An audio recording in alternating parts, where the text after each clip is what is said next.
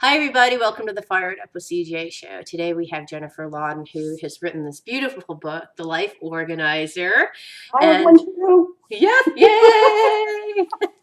And it's tips, stories, and prompts to focus your needs and navigate your dreams. So, welcome, Jennifer.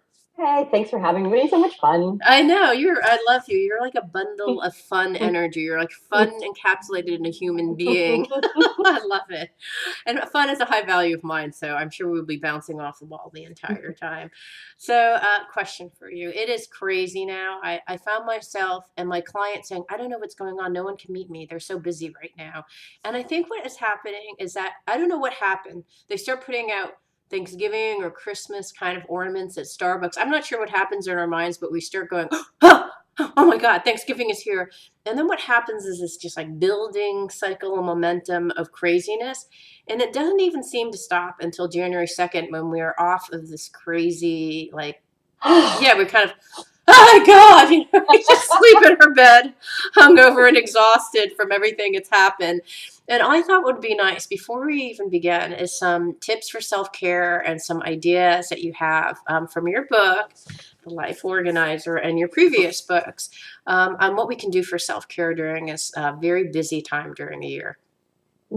I have an idea. It's a totally horrible name, Uh-huh. but it's a fabulous, fabulous idea. And it's in the Life Organizer. It's called Minimum Requirements for Self-Care. Mm-hmm. This isn't a list of things to do, my friends. It is not, I'm here, I should look up Yeah. here so you can all see me instead of looking at your beautiful face. Yeah. It's not a list of things to do. It's not some ideal. Let's drop the ideal. That's part of what makes us insane during the holidays. You're getting hijacked. So how do you find your way back to choice? What are the minimum things you can name for yourself right now that calm you down, that bring you home to yourself, that connect you back with yourself? That's the real purpose of self-care, right? Mm-hmm. I'm at choice. I'm connected to me. I'm connected to my desires. I'm living my life with intention. Right. So what are those things? Maybe it's some time alone. Maybe it's 8 hours of sleep. Stop laughing at me. Maybe it's drinking enough water. Maybe it's eating something fresh every day. You're never going to get them all, or you're rarely going to get them all. But if you know what they are, then you can see the gap Right. between where you want to be connected with yourself and where you actually are, and noticing the gap, like they say when you get on the subway, notice the gap, mind the gap, will help you go, oh, maybe I'm losing myself because I'm not paying attention to my basic needs. Right. And you'll get some choice back. Yeah, and then I think actually yours may be a little bit too low. Sleeping and eating and going to the bathroom or whatever. Time alone, I mean, that is a huge, Yeah. believe it or not, I'm an introvert. And when the holidays start, I get panicked. Yeah. Because I think I'm going to be hijacked by other people's needs. So if I remember time alone, that's one of my basics. Right. And I let myself come out here to my studio and maybe make a little art or do a little yoga.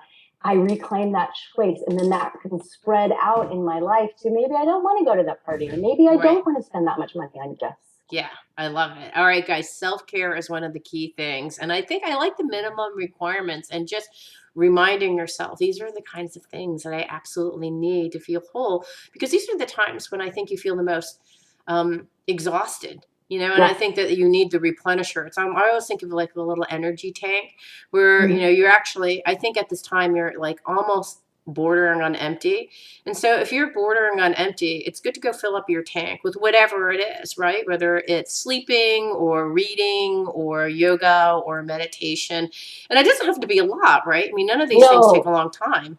No, it's the choice. And remember, the minimum requirements are like breadcrumbs. Yeah. They're not shoulds or to-dos. They're going, oh, let me check in with my minimums. What are they? And there's some more questions in the book to help you name them for yourself. What do I absolutely have to have to be in touch with myself? What can't I live without? Right. And make a little list, and then just look at the list every now and then. Are you getting some of it? Right. And let that kind of bring you back to yourself and bring you back to your sanity. And on the radio segment that we're going to be doing, that we just pre-recorded, so make sure to listen in Christmas and New Year's. You'll have two opportunities to hear them. One of the things that you said is just asking, what is the best use of my time? And it could be self-care is the very best use of your time at that moment. It's so scary for women to choose themselves. It's so liberating when you choose yourself, at least some of the time. Okay. Any other tips before we say goodbye to our audience? Any other tips for Thanksgiving? Oh, Thanksgiving. This is my favorite question right now. I said this on the radio show. What would love do? Mm. Is love available even here? So when the family's together, maybe family together is like juicy and wonderful for you. It's a little fraught for me. It's a Yeah. little hard.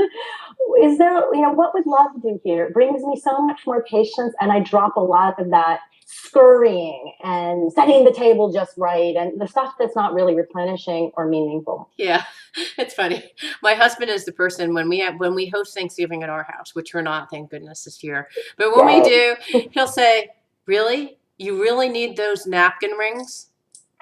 Really? Why?"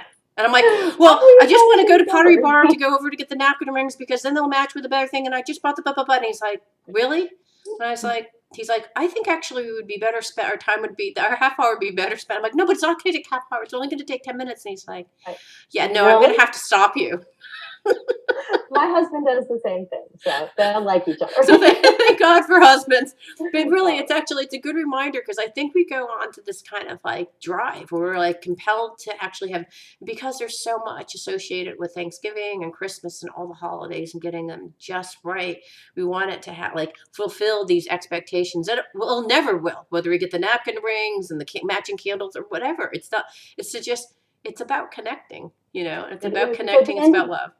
In the end of the day or the week or the month, we spend all of our time trying to get it right. We're so empty. Yeah. And we're so pissed off. We are. So why should we go there? This is our life. Yes. And it is very, very fun. Yes. And before we actually go running off to get that, whatever the X is, ask, I could run off and get the X, or I could take a nice bubble bath. What would I serve me, and what would allow me at the day that arises to actually be more connected and in the spirit of love? Yeah, beautiful. Awesome. All right. So the life organizer and how to live a heart-based life. I love it. All right. Tell us your website. Jennifer Louden, LOUDEN.com. You can find me there, and there's a blog post usually every week and some cool events coming up. So come on over. All right. Thank you so much, Jennifer. Okay. Thanks so much. Bye-bye. Bye.